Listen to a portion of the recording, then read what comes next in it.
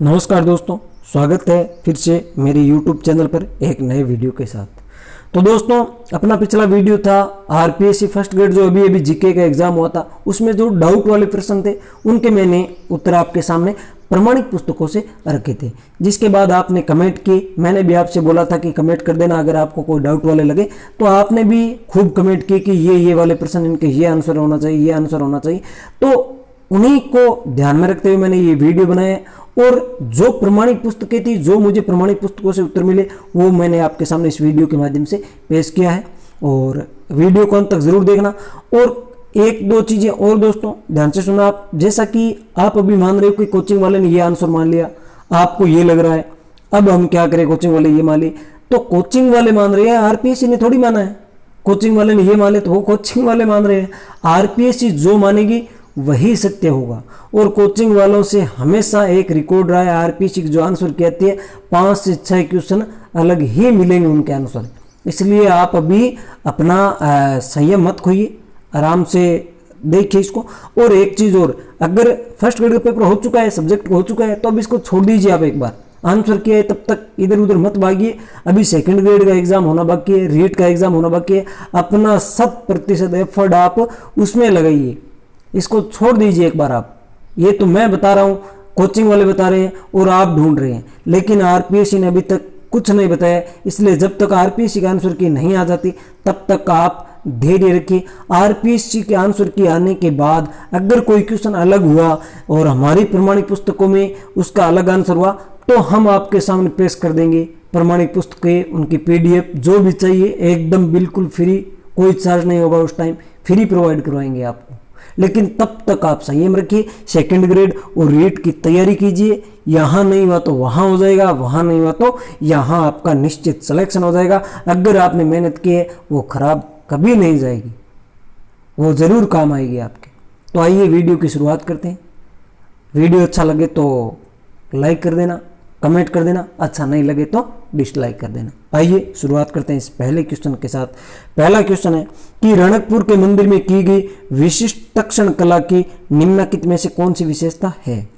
अब कुछ विद्यार्थी इसका आंसर बता रहे हैं कि सर इसका आंसर ये होना चाहिए, इसका आंसर वो होना चाहिए। कुछ विद्यार्थियों को ये डाउट था कि इसका क्वेश्चन ये जो पहले वाला है ये होना चाहिए कि नारी की दुर्बल आकृतियां यहाँ प्राथमिकता से उकेरा गए, यानी नारी की दुर्बल आकृतियों को यहाँ से प्राथमिकता से उकेरा गए। लेकिन ये बात सत्य नहीं है दोस्तों, मैं आपको बता देता हूँ। आरबीएससी की जो बुक चलती है 12वीं क्लास की चित्रकला से संबंधित, वहाँ इसका सीधा सीधा दे रखा है कि वहाँ नारी की दुर्बल नहीं, कलिष्ठ कठोर आकृतियाँ वहाँ प्राथमिकता से उकेरा गए। वो क्या है अभी देख लीजिए, ये देख लीजिए, ये पीडीएफ है, ऑथेंटिक है एकदम। यहाँ आप देखोगे तो यहाँ देखिए, ये रणकपुर का है, ये आप देखोगे रणकपुर के जैन मंदिर के बारे में।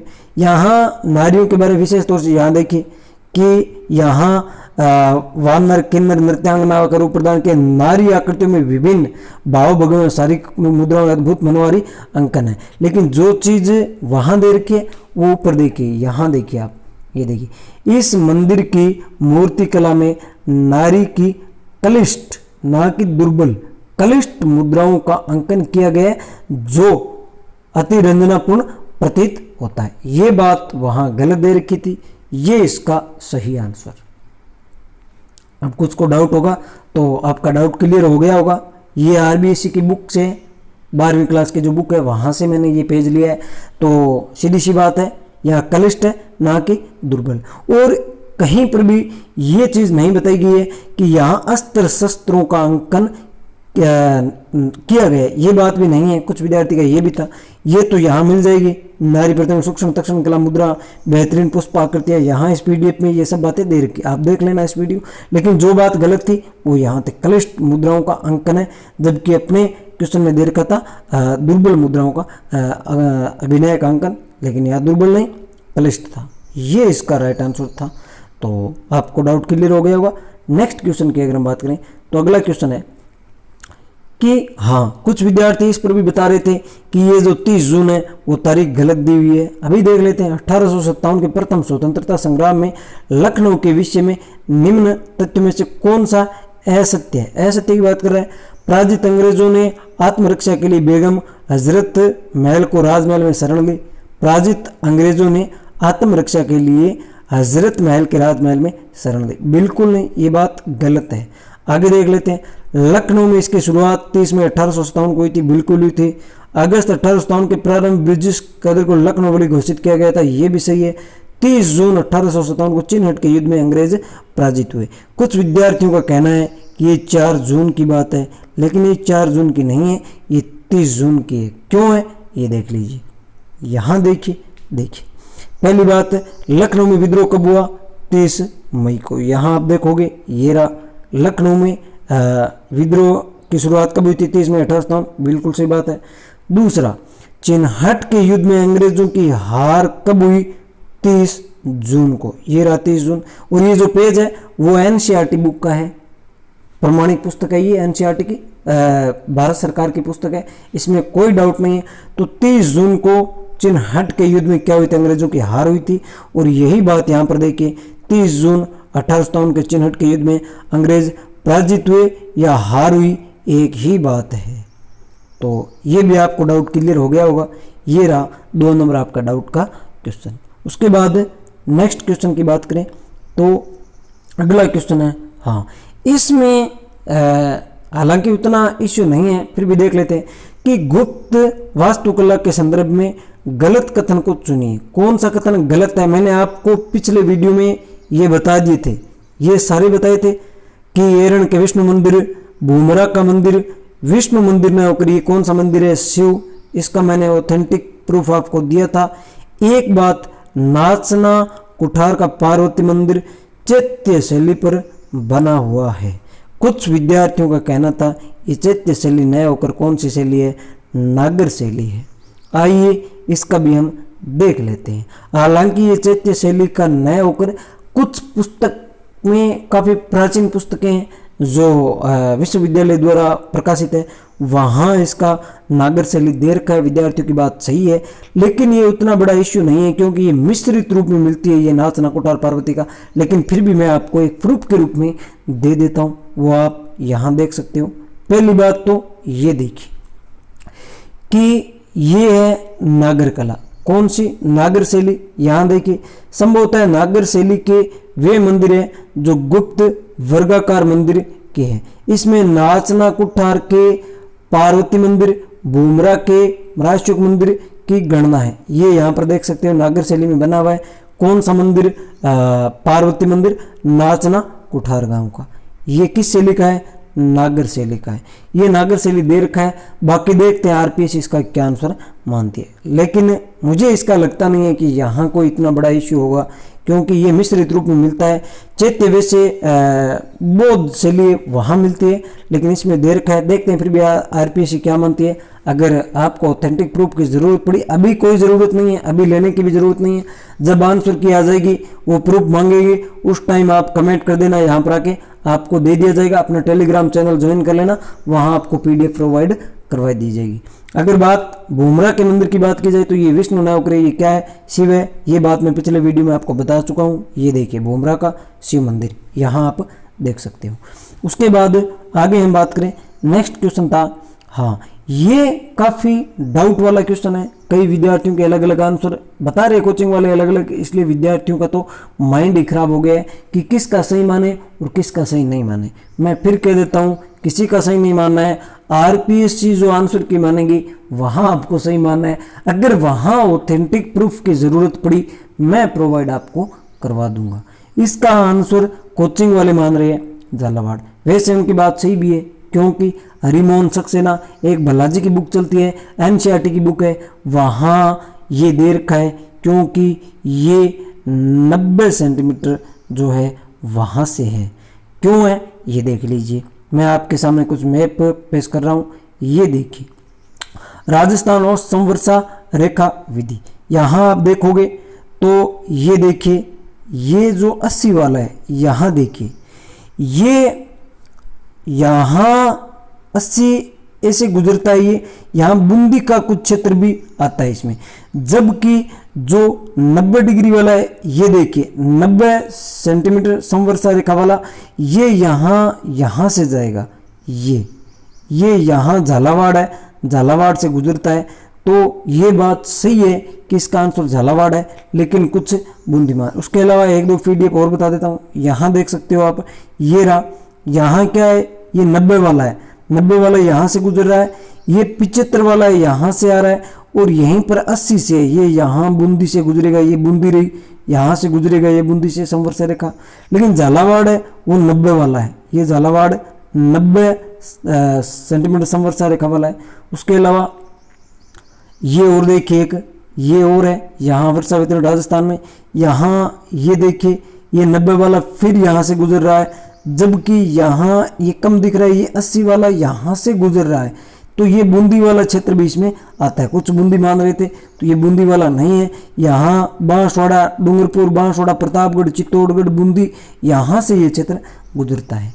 तो इसका राइट आंसर तो झालावाड़ है। बाकी देखते हैं आरपीएस इसका आंसर क्या मानती है।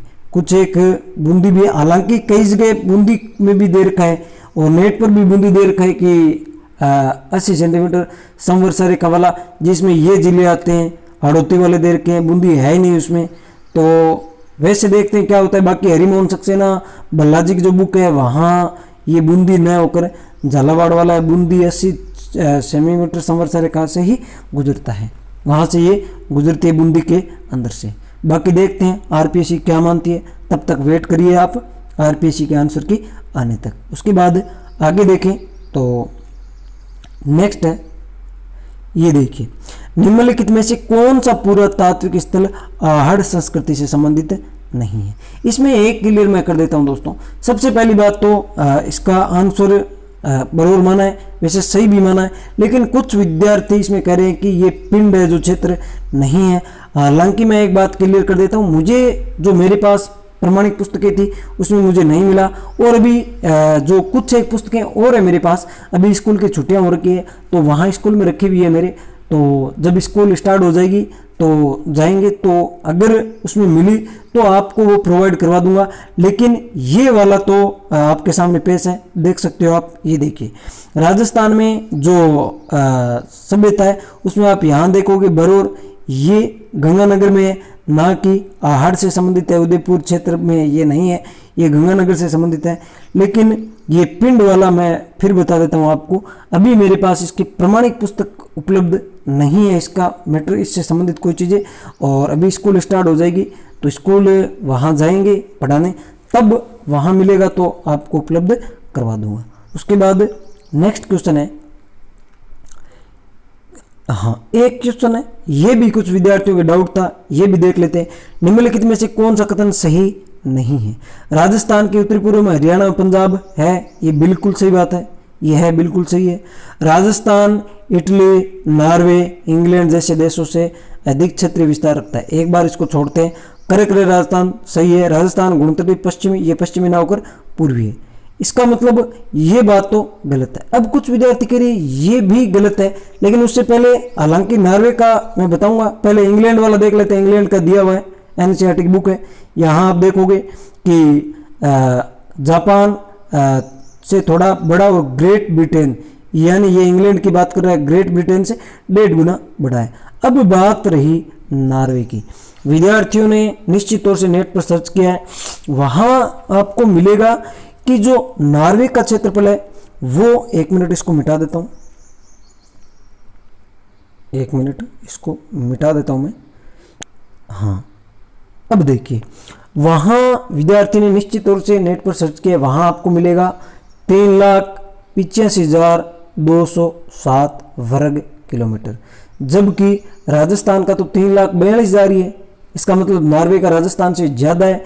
लेकिन वो, अगर हम स्थल की बात करें नॉर्वे का, तो वो राजस्थान से कम है। मुख्य भूमि अगर बात करें नॉर्वे की, तो मुख्य भूमि नॉर्वे की 3,24,000 ही है, 3,24,220 वर्ग किलोमीटर है। उसके जो कुछ द्वीप है उनको साथ में लेकर ये संपूर्ण दिया हुआ है 3,85,000 का, इसलिए इसको हम गलत नहीं ठहरा सकते।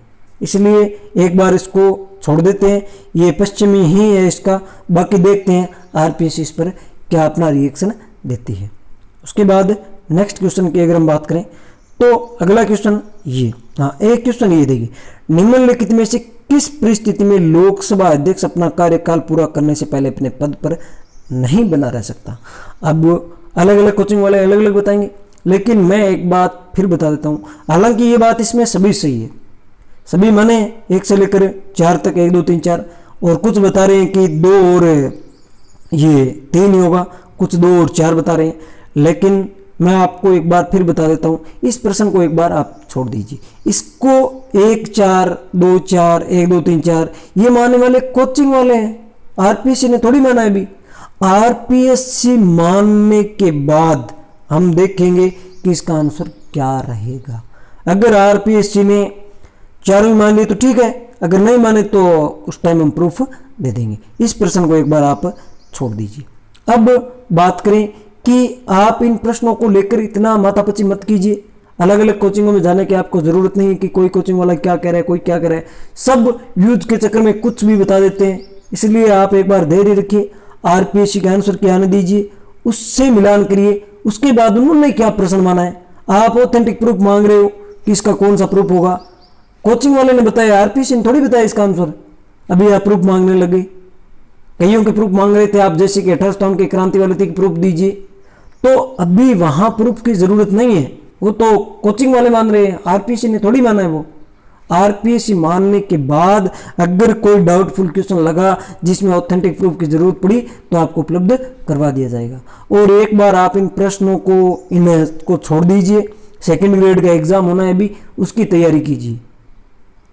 आपका काम मेहनत करना है, इधर उधर भागना नहीं है। मेहनत करिए, 100% एफर्ट लगाइए, आपका सिलेक्शन हो जाएगा। छोड़ दीजिए कोई क्या मान रहा है, कोई क्या मान रहा है। बस निश्चित होकर एकदम ठंडे दिमाग से एक बार फिर से उस एग्जाम में लग जाइए जो आने वाली भर्ती है। उसमें आप फिर पछताओगे कि इस आंसर के चक्कर में हमने वो और पीछे छोड़ दिया। इसलिए एक बार आप जो आगे भर्ती है उस पर ध्यान दीजिए, वो भर्ती हो जाए उसके बाद फ्री होकर मिला लेना। जब एग्जाम हो जाए सभी, उसके बाद मिलाते रहना। आरपीएससी कोई कल रिजल्ट नहीं निकाल रही है, और अगर इन्होंने अलग मान भी लिया, जो होना है वो होकर रहेगा। हमारे करने से क्या होगा, कुछ नहीं होगा। अपना काम मेहनत करना है वो करिए, उससे पीछे मत हटिए। अपना तो इतना ही कहना है, बाकी आपकी मर्जी है।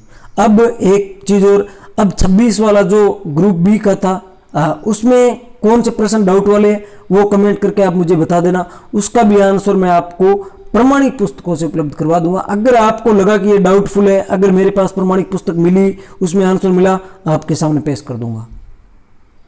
तो आज के वीडियो में इतना ही दोस्तों। वीडियो कैसा लगा कमेंट करके ज़रूर बताना। चैनल पर अगर नए हो तो चैनल को सब्सक्राइब कर देना और अपने साथियों के साथ शेयर ज़रूर कर देना। मिलते हैं नेक्स्ट वीडियो में, तब तक के लिए धन्यवाद दोस्तों।